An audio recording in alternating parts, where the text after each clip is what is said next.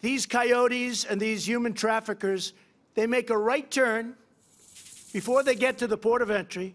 They go as far as the wall is or as far as the barricade is, and then they make a left, welcome to the United States, and what they do with usually the women, sometimes children, that they're trafficking with and in, you don't want to know about. So the only way you're going to stop that is by having a solid steel structure or concrete structure, whether it's a wall or some form of very powerful steel. Now, the steel is actually more expensive than the concrete, but I think we're probably talking about steel because I really feel the other side feels better about it, and I can understand what they're saying. It is more expensive. We mentioned the price that we want $5.6 billion very strongly, because numbers are thrown around, 1.6, 2.1, 2.5. This is national security we're talking about. We're not talking about games. We're talking about national security. This should have been done by all of the presidents that preceded me, and they all know it. Some of them have told me that we should have done it. So we're not playing games. We have to do it. And just remember, human traffickers. Remember drugs. The drugs are pouring into this country. They don't go through the ports of entry.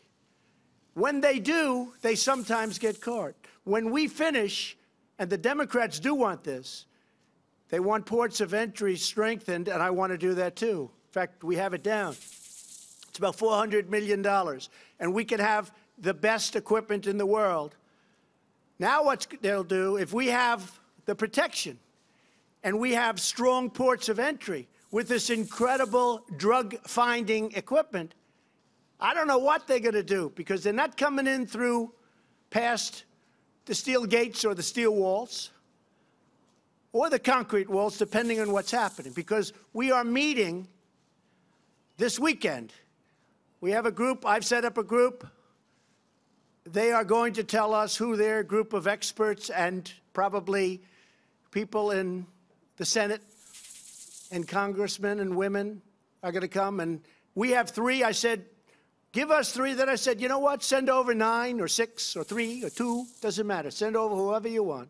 But it's common sense. So now when they make that turn, they make it, and now all of a sudden they can't go any further, and they have to go back. And that's going to stop the caravans for 2 reasons. Number one, they're not going to be able to get through. But when they realize they can't get through, what's going to happen? They're not going to form, and they're not going to try and come up.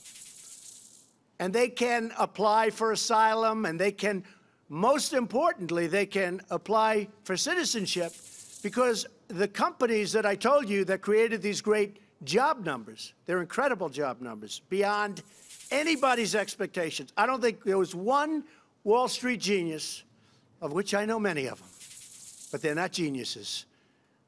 There's not one that predicted anywhere close to these job numbers. I thought they were going to be good, but there wasn't one that I saw.